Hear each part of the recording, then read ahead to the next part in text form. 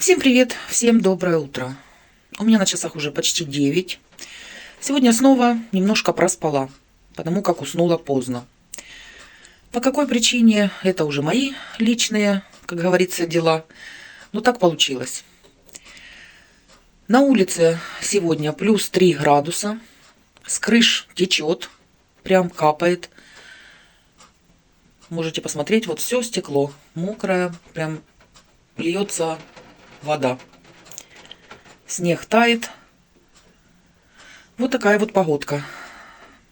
Вчера-позавчера еще был мороз достаточно сильный. Сегодня плюс. Так мало того, что плюсовая температура, еще идет мелкий дождь. Не просто капает с крыш, а идет дождь. А ночью, наверное, снова минус. В общем, опять гололед, опять все то же самое. Ночь в городе, слава богу, прошла спокойно. Ничего не было слышно ни вечером, ни ночью, утром тоже все тихо. Вот что хотела сказать вам, друзья. Снова, если кто следит за новостями, что-то смотрит в интернете, наверное, все видели, какое было нагнетание вокруг 15 числа. Крутилось это число 15, 15, 15. Сегодня уже 16. Все остается так же, как и было. Все по-прежнему. А люди себя накручивают, люди верят всему тому, что говорят в новостях и по интернету. Еще раз хочу всем посоветовать не читать и не обращать внимания на все эти манипуляции. Одна женщина вчера упрекала меня в том, что я стала другой, что Елена Калинина в начале прошлого года и Елена Калинина сейчас – это совершенно разные люди. Возможно, мы все изменились. Во-первых, меня YouTube научил быть более жесткой, более стойкой и не принимать все близко к сердцу. Точно так же я научилась контролировать свои эмоции по поводу того, что происходит у нас в стране.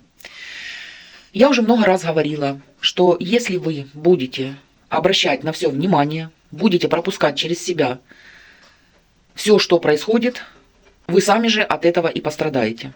Вчера разговаривала со своей кумой из села, я вам когда-то рассказывала, эта женщина очень сильно пропускает через себя все события, которые происходят. Она довела себя до такого состояния, что и сама находится в полном негативе, в болезнях, и вся семья. Я ее постоянно уговариваю измениться, не читать новости, не пропускать через себя, а заняться своей семьей. Если вы считаете, что вы поступаете так, как нужно, поступайте.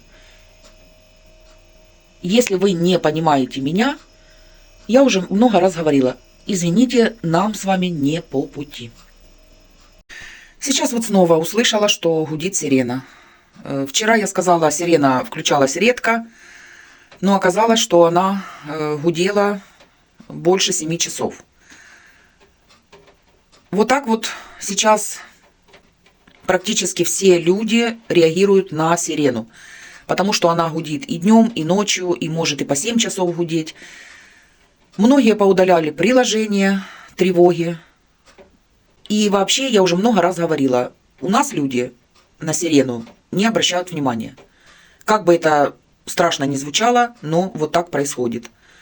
Также и я вчера даже не знала, что она столько времени была, эта сирена.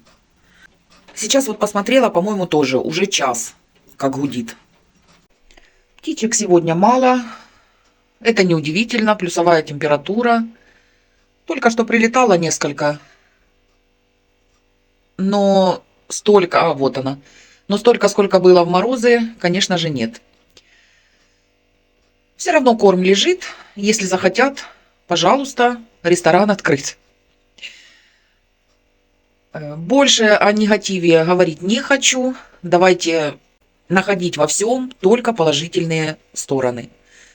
Поверьте, и в это сложное, тяжелое, страшное время можно найти что-то положительное для себя. Сегодня мне уже нужно готовить, кушать полноценно. Буду варить рассольник. Андрей хочет рассольника. Рассольник буду варить на свиных ребрышках, на обычных, не копченых.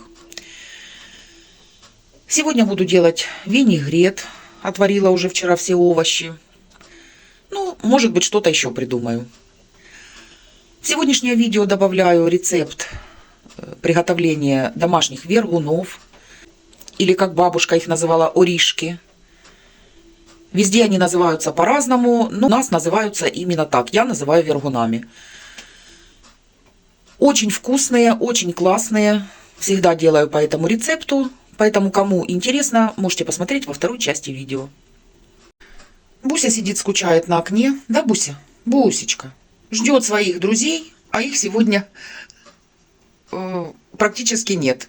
Подлетают там две птички, и все. И она сидит, смотрит себе так тоскливо в окошко. Да, Буся? Бусечка. Скучно без твоих птичек, моя девочка. Ждет, ждет. Сегодня готовлю классные вергуны по бабушкиному рецепту. Она у меня всегда готовила на кисляке, в домашнем молоке. Я приготовлю на кефире. Очень вкусные, классные. Смотрите, 250 мл кефира теплого я влила в миску. Добавила чайную ложку соды. Перемешала и оставила на 5 минут. Кефир станет пенистым, и сода в нем погасится. После этого добавила сюда одно яйцо, пол пакетика ванильного сахара, щепотку соли и 50 мл растительного рафинированного масла.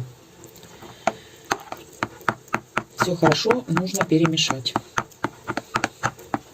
Теперь всыпаю сюда 150 грамм сахара и снова перемешиваю. Дальше частями буду всыпать муку. Муки нужно приблизительно 450 грамм. А там может понадобиться больше или меньше, в зависимости от муки. И буду замешивать тесто. Замесила я тесто. Вот такое получается. Оно мягкое, практически не липнущее. Но муки, друзья, у меня ушло сюда больше. Для замеса 550 грамм.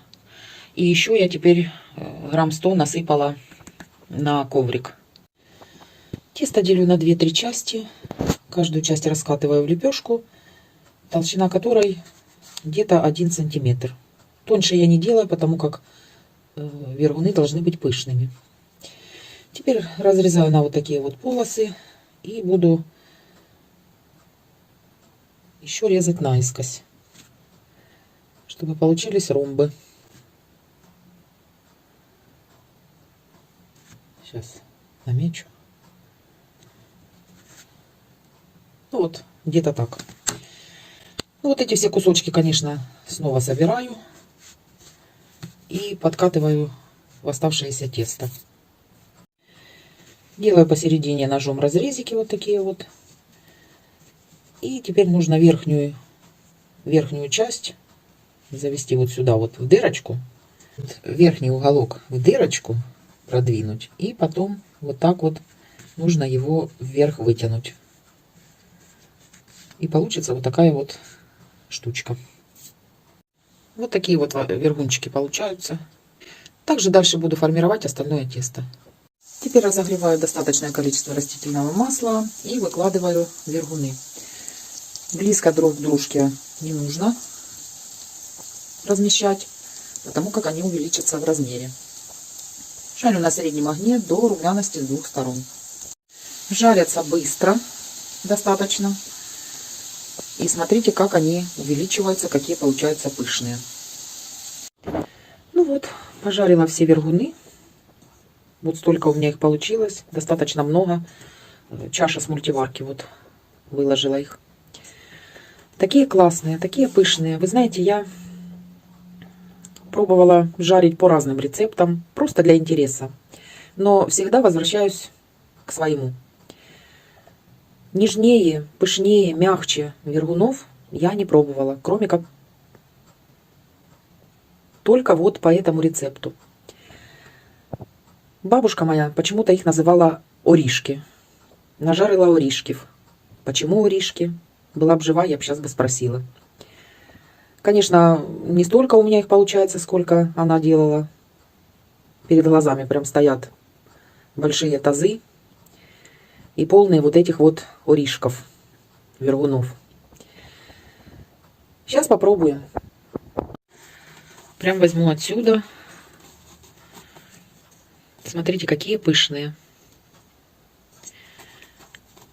Их прям губами можно кусать. Настолько они мягкие, настолько они классные. А вкусные.